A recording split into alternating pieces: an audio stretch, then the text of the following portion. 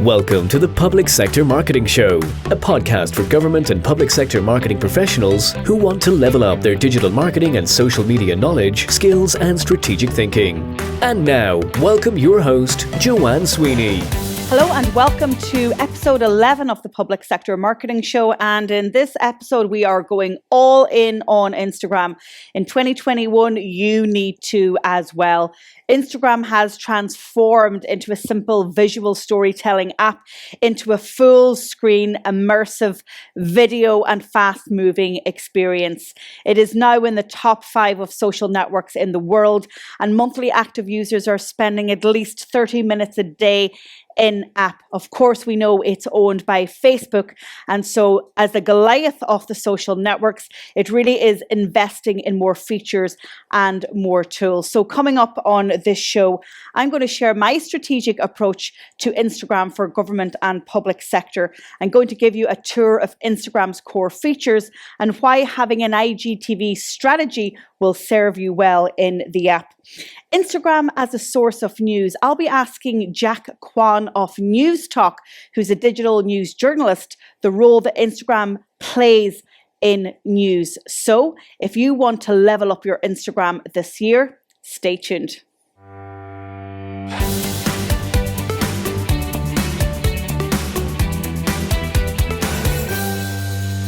Instagram is the social network that you should put all of your efforts into this year. It really has transformed in the past 12 months. And as it has transformed, we have many more users joining the platform. Now with 1.2 billion monthly active users, it really is a social network to be reckoned with. More than half of Instagram users are aged 34 and under, and it is one of the most popular in the world. Stories, carousels, and short-form video content give a great return on your social marketing investment. And 68% of people come to Instagram to interact with creators.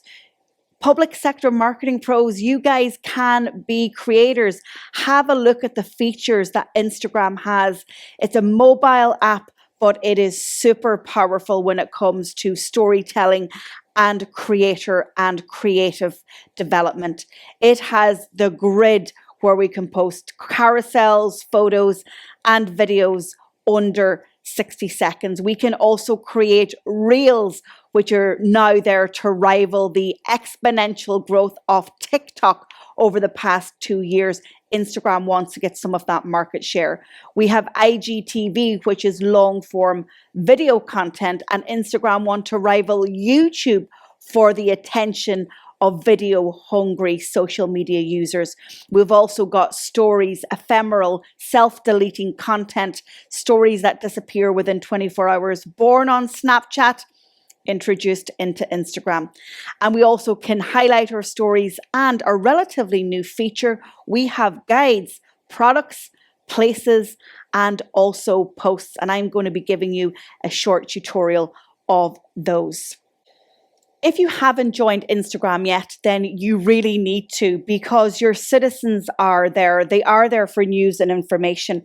They want to be informed, inspired. They want to get to know the people behind the organization. And you can position yourself as an organization and an agency that has the citizen at the center of your communications. I've also been watching engagement on Instagram, and it is very positive, and people are getting a positive response, especially those in politics and in public policy. Believe it or not, Instagram is a source of news, but it's a great way to engage and to show the fun side and also the personal side of your organization. So stay tuned and let's have a look at who is mastering Instagram this year. Level up your social media skills by taking our diploma in social media, plus gain an industry qualification. Use the code SOCIALMEDIA20 for a 20% discount. Visit publicsectormarketingpros.com. So what tactics and strategies should you use to really grow your Instagram account and to get meaningful engagement with citizens? Well, I'm suggesting what you do is that you go all in on IGTV and you go all in with what I call an edutainment strategy. What is edutainment, I hear you ask? Well, it is when education and entertainment collide. So take it from me, when you take a couple of step backs from your content marketing plan and you really think about what people care about related to your work, this should give you an idea of what to put into your IGTV strategy. IGTV is long form video content. So we can produce content up to an hour there. And what you want to do is to create episodic content. So releasing content on a schedule, on the same day, on the same time, at the same time. And of course, to get that Netflix effect. When you have your IGTV videos packaged into a series and then hosted on the Instagram app, all of that content is there to stay. And what we've seen Instagram users doing is going into Instagram accounts, scrolling through IGTV, tapping into a series, and then bulk consuming content. And when you take an IGTV strategy approach for Instagram, what that immediately does is it gives you content for your stories, for your story highlights, for your reels, and for your grids, transforming it into quote graphics, carousels, and short form video under 60 seconds to sit on grid. It also gives you the opportunity then to create guides. Post guides in particular are really important. So it allows you to create a catalogue of Instagram posts relevant to a single topic, relevant to a series on IGTV. So if you haven't thought about that strategy yet, I think that you should introduce it. And if you want some inspiration, just have a look at my Instagram account, JSgrams Digital, or Public Sector Marketing Pros, because that's exactly what we do there, and it's exactly what I advise my clients. So also, if you disagree with me that people aren't on Instagram for news or information and merely it's a place for influencers and their 20% swipe up discounts, then you are mistaken. Because recently I caught up with Jack Kwan, who is a digital journalist with News Talk, Ireland's award-winning news talk radio station. And Jack had this to say about the role of Instagram and news. So, Jack Kwan, thanks a million for having a conversation with me about the role of social media in news amplification. So, you're a digital news journalist at News Talk. And first of all, I love your job title. I think it's very relevant, and I think we need more digital news journalists. So, tell us, first of all, how does social media help you in your job? Thanks, Joanne. Well, I suppose the starting point is that social media is our bread and butter for digital news. The majority of our daily traffic actually comes from Facebook. That's augmented through organic search and whatever else we might do, and Instagram, but a huge chunk of it comes from Facebook. So not a lot of people are coming to the website, but it's when articles are shared, liked, commented on by other people, and more people follow that trail. That's really where it all comes from. The big traffic comes from on a daily basis, and it's constantly changing and growing. But I've been here for about 12 years now, and it almost didn't exist 12 years ago. So it's completely changed how we do things and how we look at stories. So I take it then, with Facebook being the biggest driver, and we're not surprised by that, that measuring and having a look at your web traffic on a daily basis is something that you are keen to do, and that is a measure of success for you, right? Absolutely. And it's looking at it on a daily basis, hourly basis, several times an hour, and as well, we would also have weekly meetings to look at exactly in a sort of Excel breakdown what worked, what didn't work, how we might be able to sort of change the narrative and look at something in a different way that people clicked on in the last week. But absolutely, and we use Chartbeat for sort of daily checking and hourly checking on things, and that would be open on my phone beside me for pretty much my entire shift, because you have to kind of, it's great to do stories that you want to do, and it's great to have a voice, but if people aren't going to click on it, there's not much point. You have to kind of know your audience, and to that extent, know what they're clicking on and what they're sharing. So yeah, It's a huge thing, and as I say, it's daily, it's weekly, it's several times a day. But it's important to actually look at them and say, right, we did 5 articles on Brexit this week, and we did 2 articles on, oh God, I can't even think of a topic. Coronavirus. Sorry? Coronavirus. Coronavirus, right. And, what we have found in a general set, apart from maybe coronavirus fatigue, our audience isn't too jazzed on Brexit unless it's something really specific. So there's no point throwing up 4 or 5 articles that talk about what an MEP said or what, a scholar said. They're really good, but you have to make sure you're talking to your audience properly. And I think that's obviously the main reason why you look at the digital figures every day and you go, right, we're not doing that again tomorrow. I love the fact that you are now, as a digital news journalist, driving data and driving data-driven journalism and understanding what your audience likes. So Facebook is kind of like the OG social network for news. But you guys have been stepping into other social networks too.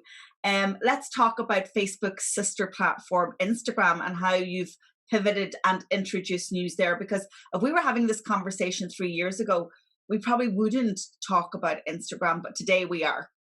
No, I don't think, excuse me, I don't think we would have. And it's a case of, I think every station does, they grab their handle and they just kind of let it sit there. And to be fair, we did that for a while, but I think there was a sort of missed, you can't be everything to everyone, but you want to be as much to everyone as you can be. I think there was a sense that there was a missed opportunity there, that it was untapped. And like, our audience on Instagram is not as big as some of the other, you can look at it yourself, there's nothing private here, some of the other big players, but it's growing, it's growth, it's a different market, and it's a younger market. And I think that's important as well, because especially with brand recognition, I love news talk, everyone loves news talk, but there are certain people that go news talk. My father listens to that. So you have to kind of, as you say, pivot and adjust. And on top of that, there's, as often as we can with Instagram, if we can put up a story that's a little out there or a little different, not just, health minister says, wonderful, that's great. If we can, like I did a story yesterday on Eddie Izzard and his new film and all that, but also talking about political shift and Brexit and gender identity, that type of thing really kind of, I think, speaks more to the Instagram crowd, if you like, than say the Facebook or other people. So yeah, it's sort of tailoring it to the specific platform, and we're playing around with it. We're sort of having a bit of fun, but we're also keeping an eye on things. And you certainly have a brand style guide, and that's the thing that I like about your news on Instagram, is that it catches my eye. I see the headline; it's very visual. Great quality photograph, optimized for stories versus optimized for grid. Bold text overlay with something that grabs my attention, and then I can swipe up. So feels that you've just made it very easy for me and the user to consume your news. So there was clearly thinking gone into that part. Yeah, well, there's thinking in everything, but yeah, like the photo sells the story. That's probably the most important part of digital news. If you've got a boring grey photo, it's not going to pop, and no one's going to see it. If you think of how people are scrolling through their feeds, you have to stand out somehow. And as you say, the picture has to do that. And yeah, the style guide the style guide was sort of almost a given, in that it has to look like news talk. It has to be red, it has to be white, it has to be sort of in that type of style. So so that is like, we have to look like ourselves, but we have to appeal to everyone as well. So again, as I say, the picture is hugely important, and it's not, and this is something that I would say anyway, something that works on one platform might necessarily work on another. And I would include, an on-air story might be really good. Like we had a piece yesterday on the new walk-in COVID centres, but we're like, that's not really going to work online. Someone walking around talking to people, you need something visual, you need video. So, it is a case that you can put something up on Twitter and or Facebook, and not on Instagram, or vice versa, because, as I've said, you do have to tailor it. And if you think it's not going to pop and people aren't going to want to know about it on that particular platform, you're sort of wasting your time. And I know it's not going to be the driver that Facebook is for web traffic, but are you seeing people swiping up and going to the website and having a read at more detail of the story? We are, like, there is, and we are. The amount of information we have on that is sort of limited at the moment. But I mean, I can tell you from a daily perspective on Chartbeat that it certainly stands out for me when I see Instagram as one of the top pieces of traffic. And as I say, so far, that's generally the pieces that stand out more, the quirky bits, the pieces that aren't about cabinet meetings, etc. So the audience is there, but they're kind of, and this is a general point on news and social. You know, you can't predict your audience too much. You know, don't try and what people will click on is nearly impossible to predict. Let's put it that way. So you do have to try your best, but that's why looking at the numbers and seeing where the traffic comes from is so important, because somebody who clicks on this Eddie Izzard story on Instagram might necessarily click it or care about it on Facebook or Twitter. So I think it's all kind of relative in that you can't be everyone's everything, but you can be if you pick and choose very carefully. So let's jump over to Twitter then. And again, another original home for news. I call it your digital PR newsroom, or your war room if you're in crisis mode. Talk to us about news there. Obviously, that's always been the home for news. How is it performing against other channels these days? Yeah, it's I think it was actually our first home for news, because I remember setting up the account actually way back when. And, you know, I really wasn't sure what it was exactly or how it was going to work. And at that point, I don't even think we did links back to the website. That's, you know, crazy to think about it that way. It's completely changed how we consume and we report news. It's extremely fast paced. So again, the difference is Twitter is all about almost bulletin point news, whereas Facebook is discussion. So you'll have people talking on Facebook, whereas you won't on Twitter. Generally, the comments on Twitter are quite negative and sort of, you know, everything's wrong with the world, whereas Facebook might actually be positive. It's performing. Twitter always performs. You'll always get a spike on Twitter when a story goes up. Not 99% of the time, you'll see that spike, but it won't last long. So that's why you have to sort of augment it with the big drivers like Facebook and hopefully more and more Instagram and possibly TikTok. But like the best way I could probably describe Twitter is it's there, it's a driver, and it sort of lulls, but it does get you that initial spike. And of course, depending on the story, it could explode. But more often than not, the explosion of interaction comes from Facebook. But it's I would call it a really good starting point and possibly a sort of litmus test as to how people want. What people want to read.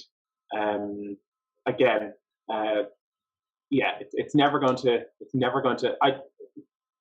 In my personal opinion, it's never going to overtake Facebook. It had its chance to do that. It didn't. And yes, they're trying to catch up with fleets and everything else. But I think it's just a staple. And unless they change something radically with how they sort of present the tweets to people, it's not really gonna take off too much, but it's a good starting point. It's a good first step. Yeah, and I think what you say is that you get an immediate spike, but it doesn't last. It kind of is reflective that they call their stories now fleets. Tweets are fleeting moments, aren't they? Very fleeting, very fleeting. And as I say, depending on the story, if you think about going through Twitter, it's literally up and it's gone. And of course you can repost things, and you know, you can put different headlines on them, and if something changes you can update it and that type of thing, and that's good. Again, you'll get another spike with that, but again, it's a fleeting spike. I think I'm going to start using that term from now on, a fleeting spike. So the journalists, though, I've noticed with news organizations that journalists are going first to Twitter sometimes before their broadcast or their print or their online publication. Is that reflective in your experience too? It's not, but that's only probably because of policy rather than anything else. Like the exception being, if it's your story, go with it, and like we would use Twitter in that sense, that we would have our correspondents and our reporters on the ground in Leinster House, in the courts, and we would sometimes, that's where the story might start. A man's been sentenced to 12 years for murder. There's the first line. It goes out on air, goes up online, and then we kind of fill it out from there. So it can give us a guide. But in a general sense, with the exception of reporters or correspondents, it has to be sort of website first, social second. I think that just depends on your organization. But generally, it has to go out on the biggest platform before it can sort of, you can tweet it as little old journalist number 567. So I want to talk then finally about TikTok.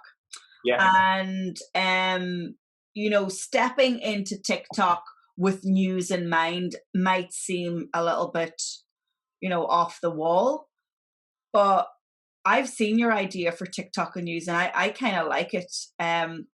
Talk to us about your vision for TikTok and news. Copyright, trademark as a start, but no. So I think my interpretation is that there is another niche there that we can tap into. Again, a different demographic, a younger demographic, and now a pretty constantly growing one as well.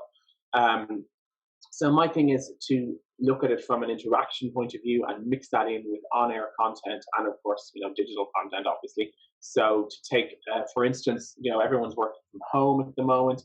We could do sort of, my take is to look at mental health side of things and get people to send in TikTok videos as to what their questions are about working from home or mental health or schooling or anything else, and get experts, because we already have them. We have a great resource in our shows. So get those experts on, get them talking, get them responding through TikTok, and doing the duet feature. I don't know if that's the right word. I sound so old.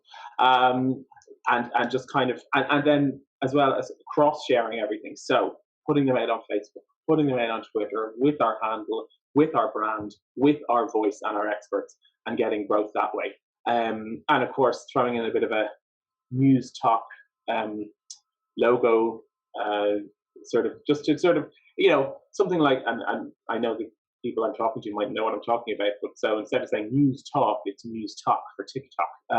And that in itself catches your eye, catches your ear, and makes you sort of go, what is he talking about? That's perfect. That's exactly what I was going for. Brilliant. So I guess we've got to watch this space on that one, Jack. Yes, without giving too much away, I hope so. But it's the wheels are turning, stuff is in motion. Everything is also sort of up in the air at the moment, as it is for everyone. But yeah, it's definitely it's hopefully on its way. And and as I've said to people I've talked to it about, if nothing else, it's a template for something that we can use and something that no one else has. And I think digital, so on social media in general, that's important. There's no point having something that 10 other organizations have. That's why press releases are so, if you can get it from your angle and your perspective and throw it out, even if it's based on something else, that's your clinch, that's your niche. Jack, always a pleasure to speak to you. Thank you so much for being so insightful and generous with your responses today. And I'm sure everybody in the course will appreciate it too. Joanne, thanks so much. A one-stop shop digital marketing and social media resource. Join our membership academy for 12 months. Access a library of how-to videos, template strategies, and organizational policies. Monthly live coaching. Attend webinars with subject matter experts. Meet and network with public sector pros from across the world. Use the code MEMBERSHIP20 for a 20% discount. Visit publicsectormarketingpros.com. What public sector agencies have mastered Instagram? Well, there's 3 in particular that I'm taking a forensic look at in this episode, that being Trinity College Dublin and how they're using it for higher education, Also taking a look at the National Health Service in the UK and what they're doing to engage the public around coronavirus and public health messaging. And finally, we're going stateside and inside the White House's Instagram account to see how they are leveraging it for political communications. Trinity College Dublin is a university in Ireland, and its Instagram account is really reflective of life at Trinity. And you can see that it's got its verified account. It also has a really nice bio, and it's got a link to a particular article that they want to drive traffic to. They also have their highlights, and I particularly like their branded highlights, from student supports to Open Day, COVID-19, Irish Week, Green Trinity, Virtual Open Day, CAO, Bees, Normal People, Grad, Merry Christmas, research stories. So you can see that they're really thinking about all the elements that existing and prospective students and stakeholders might enjoy. Very well organized. If I scroll down, then I see that they're active on their grid, they're active on Reels, and also on IGTV. Now, their grid very much sells us the campus of Trinity College. It is famous the world round for its beauty, for its architecture, for its history, for the grounds, and we get a real sense of place with Trinity. But we also see people, and between the daffodils and the sunshine and the green reflective light in the front of the building, we see their people. We see sport, we see students, we see the Book of Kells. We get to see a whole sense of what life in Trinity is like. So they engage in visual storytelling very well. If I jump over to their IGTV, we can see that their videos are commanding very good engagement rates. So they're sitting at almost 50,000 followers, and their videos are averaging somewhere in between 7,000 to 8,000, which is a pretty good engagement rate. And again, the grid is a taster, but IGTV really takes me behind the scenes, and I get to meet lots of people telling me what's happening at Trinity and what I can get to expect. So very immersive experience. I see that they're all also stepping into Reels, and you can see that Reels are really commanding some great engagement levels, with their latest having 15,000 views. So Trinity College Dublin, a verified Instagram account, higher education in Ireland, is a great example of what you can do to engage in storytelling and to perhaps convince prospective students to come study there. The NHS, the National Health Service in the United Kingdom's Instagram account, is very much around public health messaging and putting people at the centre. So it has its verification, it has over 460,000 followers, and the bio is very, very short. Official Instagram account for nhs.uk, and they are linking to their coronavirus page on their website, which is a great idea. I probably would add a little bit more. They have more characters here and maybe some use of emojis. They only have one highlight story, and it's around the wearing of face coverings, which obviously is an important public health message, but they don't have any. So a little learning for us here, that make sure that when you're creating stories that you highlight your most important or most popular, because it means that people can look back. So if we scroll down to their grid, we can see that there is an extensive use of video, very well optimized photos and videos. And in fact, we have people's faces as full screen. When it's sort of like an infomercial video, they have very good branding. It's got the NHS logo. It's got a plain background with bold text. So for example, top tips for dealing with stress, some simple tips for improving your sleep. Today is World Sleep Day. Look after yourself this Valentine's Day. So again, very nice messaging, nice mix of people, video, animation, and also graphics. And it really is a grid that you would want to scroll by. And oftentimes public sector can get accused of not having content that engages. But I certainly think that this is a really nice Instagram account if you want to model, if you're working in public health or indeed any area of public sector. We can see that they're also active on Reels, but they only have one. However, their single Reel has gained 208,000 views. And looking out at me is a face and also some bold text. It only takes 2 seconds to put on a mask. So a very impactful message there, and clearly an engaged audience with 208,000 views. So that's like almost a 50% engagement rate on there. Moving over to IGTV, again, only one video here, but again, it's amassing over 12,000 views. And you can see the difference. Reels is commanding more views and more engagement than any other feature right now on Instagram. And Instagram, as we know, have put Reels front and center of their app as they try and rival TikTok. So overall, NHS, some great content, but an opportunity to add more story highlights, to add more Reels and more IGTV, so that longer form video content. But overall, have a look at the visual storytelling and you can get some ideas. Now we're having a look at the White House Instagram account. So we've gone stateside. This Instagram account has amassed over 7 million followers since Biden-Harris took over in the White House from Donald Trump.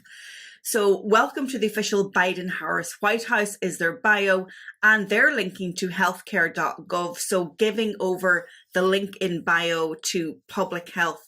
The featured profile photo is of the front steps and the front door and front garden of the White House. Again, no use of hashtags, no use of emojis. I again would add some more here. But what we have is a White House that is very conversational, so conversational that they have a feature on their IGTV channel called A Weekly Conversation, which I really, really love. And that weekly conversation is with President Biden himself. So again, very much saying that we are for the people, we are of the people, and we are taking you behind the scenes, because I do get in behind the scenes. And again, we can see the White House Press Secretary Jen Psaki answers your questions. So not only the president, but the chief press advisor also. So I really love that, a weekly conversation from the Biden-Harris White House. And when I'm training my students on Instagram, I always suggest to them, create a content feature. So this goes back to my radio days when I was producing news shows, and you really create features. So a content feature is a piece of content that has a name. It goes out at the same time of the week, and it has consistency of tone, of format, but the topic will change. So here in the White House, they have a weekly conversation. Let's jump to their grid. Really nice mix of IGTV video, short video, and photos, very well optimized photos. And I get a real sense of what is going on in the White House, what policies they're working on. We've a mix of original photography, a mix of branded graphics, and a mix of video with people very much at the center.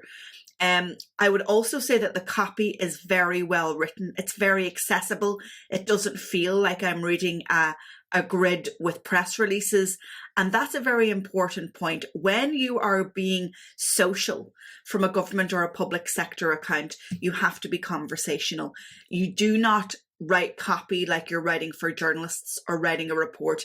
It has to be very much accessible to the individual, to the citizens that you're trying to reach. So, for example, it's time to invest in high-speed broadband for all Americans. Another example, 40% of Americans lack access to affordable public transit. As many as 10 million homes still receive drinking water through lead pipes. So going in on the negative and not necessarily the positive, because that's drawing me in. But when I go into the video, then they're presenting me with their solution. They've also stepped into Reels, and we can see that front and center of the Reels is President Biden, but also the chief medical advisor to the president, Anthony Fauci. And so this is very important because obviously we're in a time of a pandemic and we want to hear important public health messages. All in all, I really love the tone. I love the conversation approach. I love their themes, and I love how they are triggering us with a topic that suggests that it's negative, but when we press play, we get the positive solution that they're going to work on. Level up your digital skills by taking our diploma in digital marketing, plus gain an industry qualification. Use the code DigitalMarketing20 for a 20% discount. Visit publicsectormarketingpros.com. Before I finish this episode, I want to share with you my top Instagram tools, and they should be in your toolbox. The first one is Canva, creating eye-catching visuals for all parts of the Instagram app. Secondly, I absolutely love InShot. It allows me to create reels and also to experiment and to clip with my IGTV videos. Moving on to scheduling and promotion and analytics, I absolutely love Later. I think they were first to the game when it came to a tool for Instagram, and they have definitely evolved and developed that tool, and it is a brilliant one to have in your Instagram toolbox. And then finally, if you don't have a Linktree link in your bio, then you're missing out. As we know, if you don't have 10,000 followers or have a verified account, then you don't have swipe up to links. I'm still trying to get there, but a nice replacement is Linktree.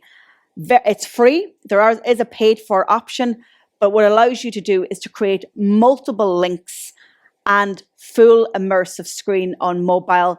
And so your link in bio becomes much more valuable.